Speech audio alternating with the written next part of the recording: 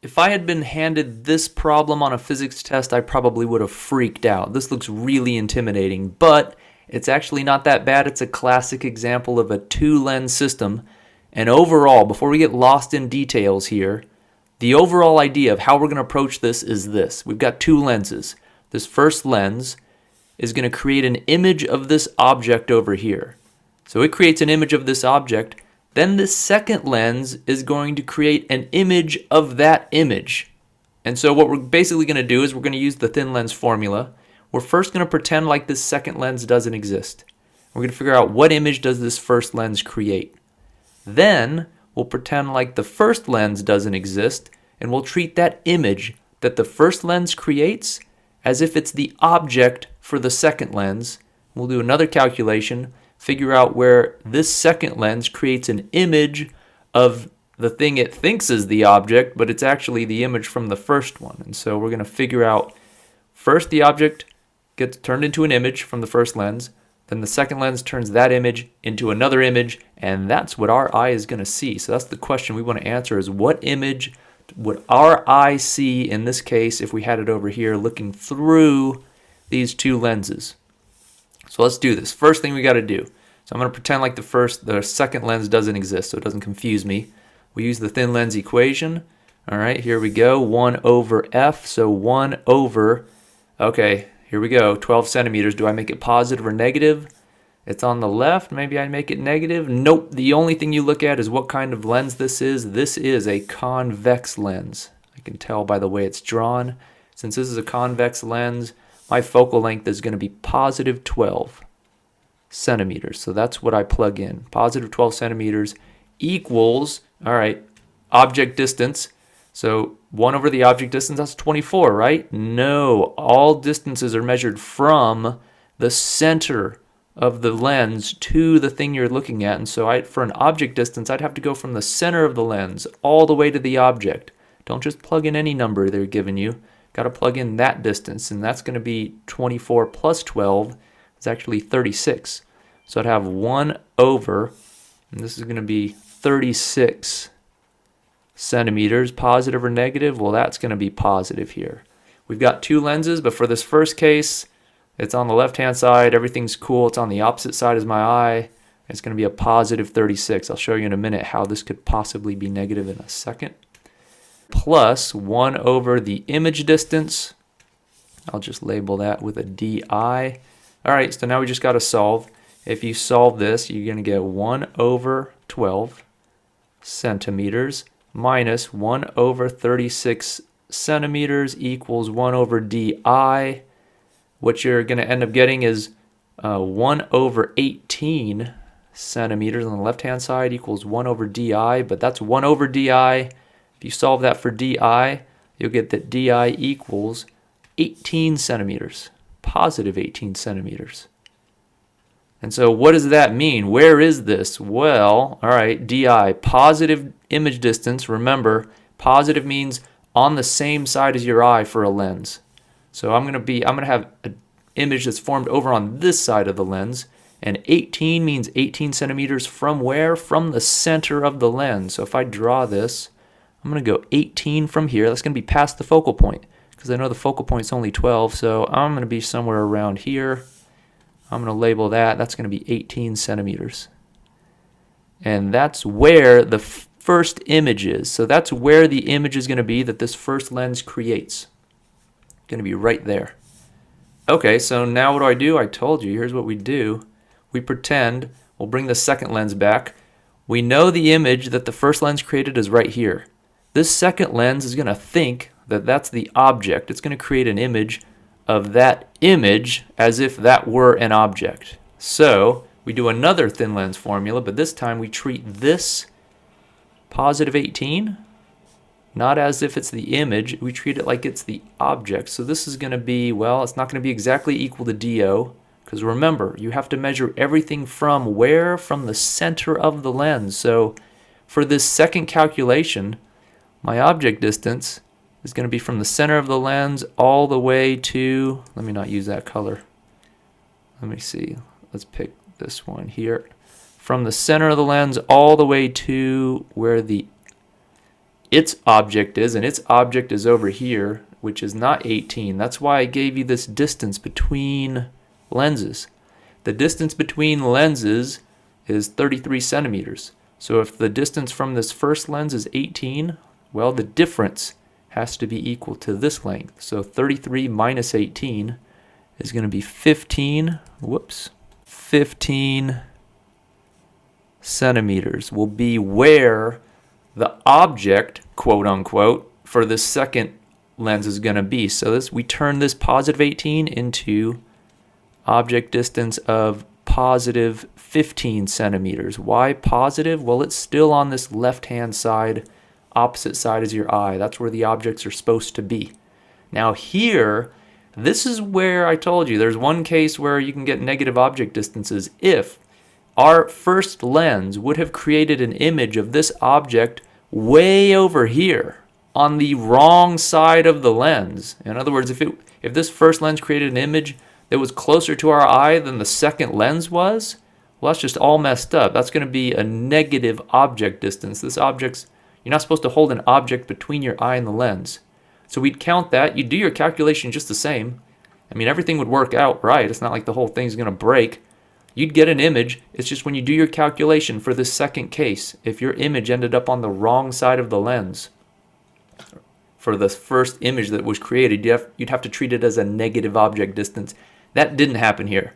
Our image is still formed on this side. We're going to pretend, like this first lens didn't exist. We got an object over here. We're going to treat it like our object. Everything's fine. Eye looking through the lens at our object, so we still treat this as a positive 15. So let's do our calculation. We'll have for this lens, it's going to be 1 over, all right, focal length. What do we look at for focal length? We look at what type of lens this is. This lens is a diverging lens. Diverging lenses always have a negative focal length that they contribute into this equation. So a negative 10 centimeters. That's the focal length of the second lens, equals 1 over our object distance we just found. It's not really an object. That's okay. It's an image, but this lens doesn't know that. It thinks it's an object. So 1 over positive 15, because it's still on the side that object was supposed to be on, plus 1 over our image. This is going to be a second image. This is the second image that this lens system is going to create, and so I'll just put DI. All right, so we do the math. All right, 1 over negative 10 centimeters minus 1 over 15 centimeters equals 1 over DI. You solve that on the left-hand side.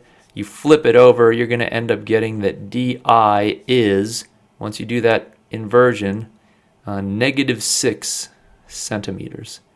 That's what our second image is going to be. So what does this mean? Negative 6 centimeters. This is always from the lens, and negative, remember, negative image distance means on the left-hand side or the opposite side as your eye. So I'm going to come up here and I'm going to draw a line that goes from the center of my lens 6 centimeters to the left, somewhere around there. That's going to be 6 centimeters right here. Whoops. I'll label that. That's going to be 6 centimeters because that's our image distance. And that means our final image is right there. Our eye is going to see an image of something, our arrow, right at that spot right there. That's where our image is going to be. And just to recap what happened. Whoops. So this first lens created an image of the object over at this point here, this 15 centimeter point. And then the second lens created an image of that image. It treated it like it was an object, and it created an image at this white point right here. That's where we're going to see the image, but we don't know what it's going to look like. These calculations, this thin lens formula only shows us where the image is going to be. If we wanted to figure out how big it was, we have to use the magnification formula. So let's do that. Over here, magnification equals negative DI. Remember, it's negative DI over DO. All right, so what was DI for this first case? We're going to do it one step at a time. For this first case, the DI was positive 18. So I'm going to put positive 18 up here. I'm going to leave off the units because they're going to cancel. DO was not 24, it was 36. So what do I get? I get negative 18 over 36, that's 1/2, negative 1/2. What does that mean? That means this first lens, the image it created, is going to be an image that's 1/2 as big as my object, and it's going to be negative magnification. That means it's upside down. So I'm going to draw this first image. I'm going to do it in orange because that's what I labeled the image distance. It's going to be upside down and half as big as the object. So if the object was that big, my image is going to be upside down and about half as big. So this was my image 1. I'll label it image 1. That's what I'm treating as my second object. So that's image 1, that's object 2, essentially, because that's what this second lens is going to think is the object. What magnification does it provide? Well, let's do that one. Magnification equals negative di over do. So negative of my image distance for this second lens was negative 6. Remember right here, that's what we solved. The second lens created an image distance, negative 6. I'll leave off the units because they cancel. And my object distance for the second lens was 15 centimeters. That was what this was right here. The distance from the lens to where its object, quote unquote object, was. And that was 15, positive 15. And what do I get? If you take negative of negative 6 over 15, you end up getting positive 2/5. So this is the second magnification. The magnification of the first lens was negative 1/2. Magnification of the second lens was positive 2/5. That means at this point over here, I'll make it white because that's where I labeled this image distance. I'm going to get an image that's 2/5 as big as what? As the first image. So now this is a magnification of the image because that's what this second lens is doing. So I don't look back at my object over here. I'm done with this guy for now. Now I'm just looking at what this second lens thinks is the object. So 2/5 as big as this object, and positive means right side up. But in this case, this really just means not inverted. So this started off, our object for this second lens started off upside down. This positive means that you maintain the direction. You don't invert it. So I leave this thing upside down. That's what it means. I leave it upside down. If it would have started right side up, I would have left it right side up. But in this case, I leave it upside down and I make it 2/5 as big. 2/5 is a little under 1/2, and so I'm going to draw this about like that. That's where my image would be, right there. That's what I would see. I would see a very little image that's upside down, and it'd be right around there. And so that's an example of where you can do a two-lens system. You treat each lens separately, and you use these formulas accordingly. The last thing I'll say is if you wanted to know, well, we had two magnifications here. Is there some way to figure out the total magnification? Some slick way of doing it? Yeah, and it's really easy, it turns out. You can just take your total magnification.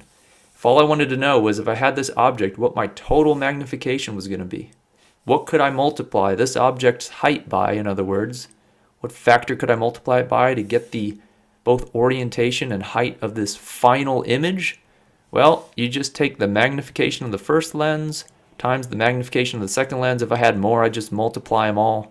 That would give me the factor. That's the overall magnification that I could multiply this object's height by to get the height of the final image and the orientation of it. It doesn't give you the position. This just gives you the overall magnification. That can be handy if you're making a microscope or something. But it doesn't tell you the position. For the position, you've got to use these thin lens formulas. So that's how you treat a multiple lens problem.